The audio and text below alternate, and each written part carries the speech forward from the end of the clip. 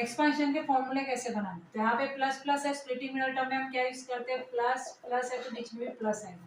तो यहाँ पे क्या बनेगा, a square plus b square plus c square plus 2ab plus 2bc plus 2ca, तो क्या फॉर्मूला होगा, a square plus b square plus c square plus 2 common है,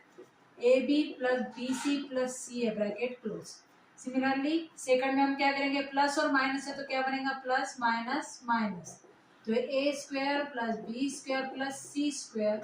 प्लस चाहिए मुझे तो plus 2 into a b minus b c minus c, ठीक है। Next इसमें माइनस प्लस है तो यहाँ पे माइनस आएगा,